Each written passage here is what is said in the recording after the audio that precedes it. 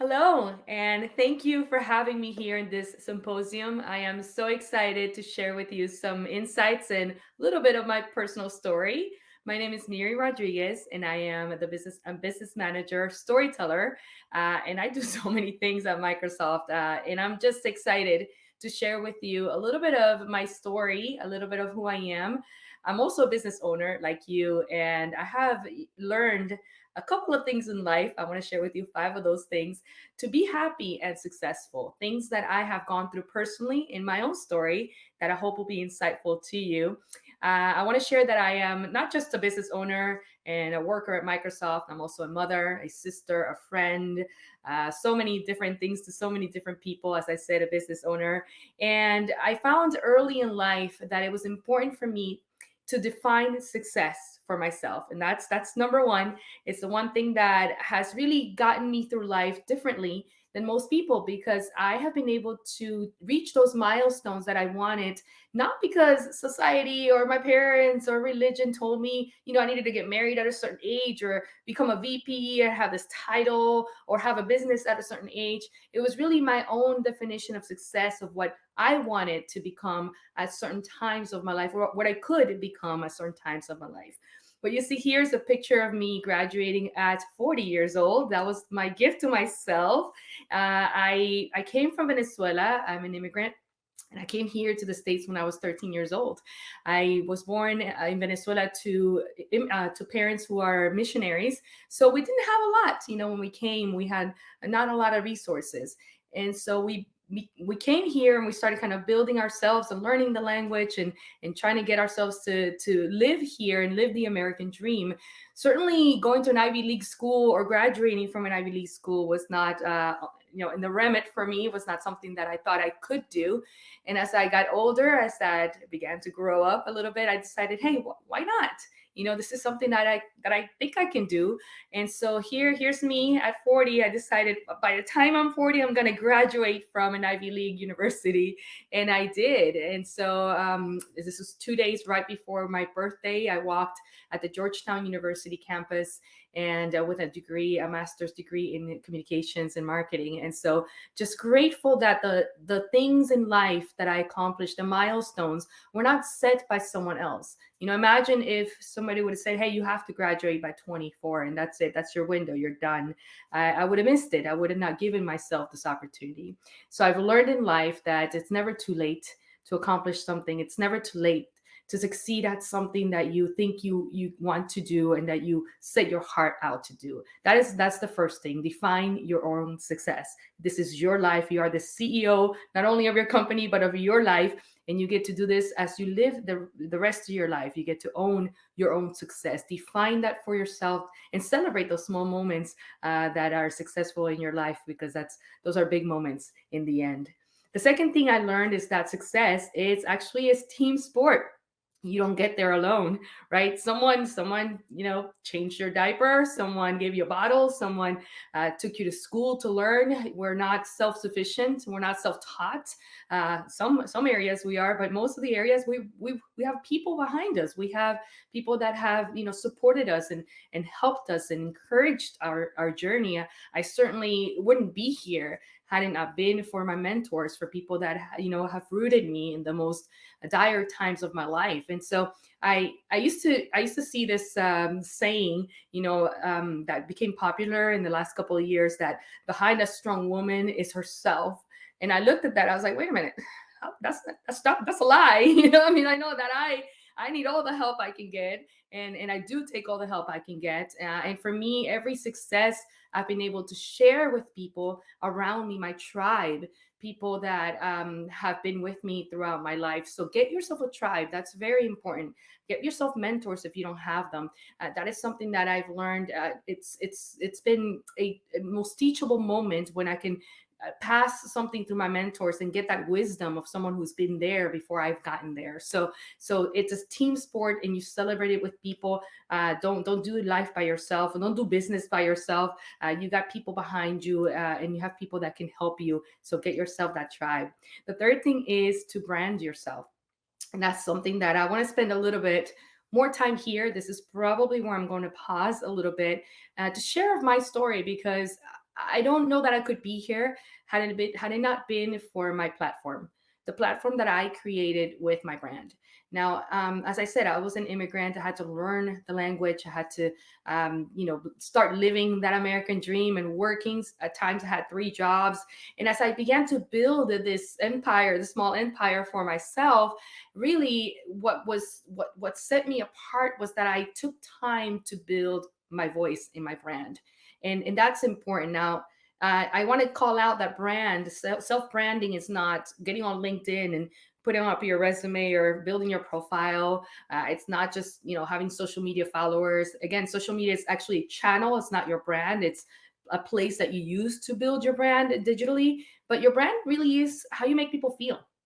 That's who you have set out to be, what you aspire to be, and that's a decision that you make. And the beautiful thing about branding is when you decide to build this brand for yourself, it translates into your business and people receive that. And that's important because I did some research. I wrote a book called Brand Storytelling, and during my research for the book, I learned that Generation Z and Generation Alpha, so the last two Gen Z and Alpha, they actually want to befriend the brands. They want to come close with the brand beyond the product or service, and actually beyond the quality of your product and service. They want to know what you stand for, what the human behind that brand is. And so it's really important nowadays, not just for social service really, but for brand business service, that you attain to who you are and you share that with the world. What are your core values? What do you stand for? We see now that Generation Z and Alpha actually question some brands depending on their political stance or their sustainability methods end to end when it comes to supply chain. Even if the product is good, if they are not sustainable, or if they're not, if they feel that the brand is not having a clear or clean energy saving, for example, supply chain, they will not buy the product.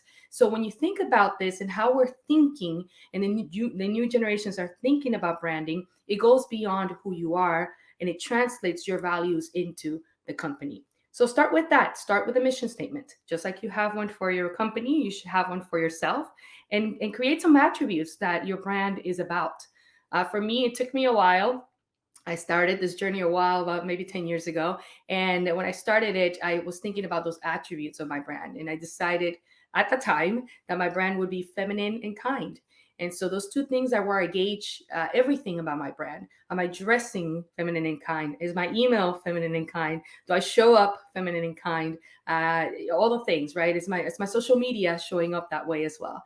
And then people know when I'm off brand, right? Hey, Miri, you're not being kind. And I'm like, okay, gotta get back to branding. So you really have to think about those attributes and stay on brand. And then that translates very nicely and naturally, organically to your business, and people tune into that, and there's authenticity there. And so people get curious too. Who is this Miri Rodriguez? What I'm showing here is a panel. Someone called me one day and was like, hey, Miri, did you know you have a Google panel? You have a Bing panel? I was like, you're kidding, right? Like, people, what? And it was interesting because I don't think of my story as remarkable, but other people do, and that's the beauty of branding. It's sharing your story, and somebody else might find it inspiring. Somebody else may learn something from that, even if you think that they may not. I didn't do anything big. I didn't go to the moon or anything, but my story has been enough for people to get inspired, and I'm sure yours is as well. So take time. I encourage you to take time to build your brand. That will bring success beyond what you actually have already. It'll exponentially help your success in everything that you do, because it's just people become attuned to who you are and to your business and your brand. The next thing is actually about legacy. And that's kind of like a 2.0 to the brand. That's like the next level to once you've decided to brand yourself. It's to think about your legacy. And this is actually one of my core values. I always speak about legacy. I talk to my children. I have two boys. They're not boys anymore, they're big, but they're still boys in my heart. I think about them. I think about my legacy through them and through their children and their children, right? It's beyond me, but it starts with me. And so, what is that legacy? What will people know me for long after I'm gone? Right? I've branded myself, and I've taken the time to get people, and I've opened myself for people to get to know me. What will they say when I'm gone? So it's beyond just a mission statement. It's how you're living that out. It's what people get to know you for. Ask yourself that question, right? It's not just the business, it's not just how you show up, it's how you make people feel and beyond. And what will people say? So you create an intentionality around your legacy. You ask yourself what you want people to know you for. And you work on that, right? I want to be known for being, generous. Then you begin to be generous, so people get to know you for that. I want to be known for teaching others, another language. Then start doing that. Those are the things that build your legacy, and there's so many facets to what that looks like. So think about what that might be as you grow yourself and you give back to others. Research shows that we are the happiest when we give back to others.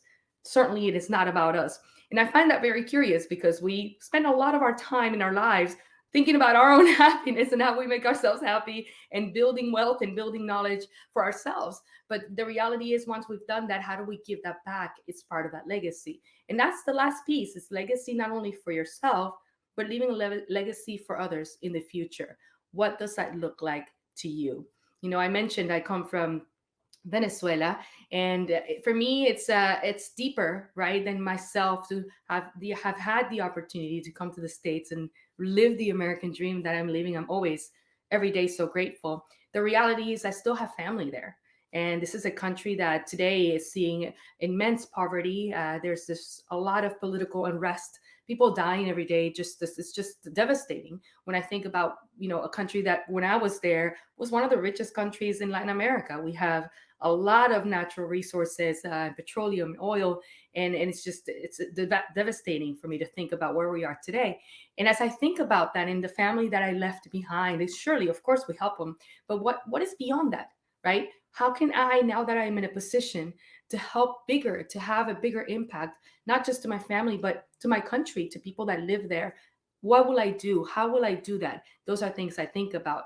And I encourage you to think the same, where you come from and what opportunities you have in your trajectory or in life to leave something for the generations after you and after them. It's what we call generational wealth.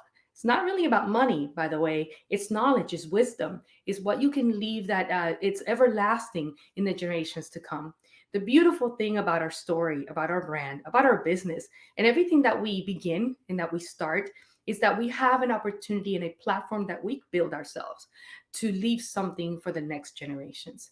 So I encourage you to think about that, and I encourage you to write that mission statement with the idea of what will you do, not just for yourself, which you need to, but then beyond that for others. And that's exactly what I've done and how I've been able to really help others, help myself, help my generations to come. And it's really made me successful and happy in my own space, what I consider successful and happy. When I look back and define success, I think about all those things that I am, that I mentioned before, being, someone that works at Microsoft, someone that owns a business, a wife, a mother, a sister, a friend, so many different things. And looking back and saying, did I do my best in any of these areas? Did I do my best? And that's it. That to me is success. My best in any of these areas. That's how I define it. How do you define success? I want to encourage you to think about that and not let other forces define that for you. You are the CEO of your life. So I leave you with that. I hope that was insightful. I want to thank you so much for all the opportunity that I've had to talk to you today, to get to know you today. And I hope that as you think through the next aspects of your life, the next aspects of your business, I wish you the best of luck. But think through about how you have this unique opportunity. This is your life. This time is now to do so much more than what you probably thought you could do. You are capable of so much. If somebody would have told me that a long time ago, I would have done a lot of more things. I had to figure it out on my own, and I did. But we're growing and we're learning as we go. That is life. So I've learned so much, and I hope that you continue to learn as well. Thank you for having me. Thank you for the opportunity to be here.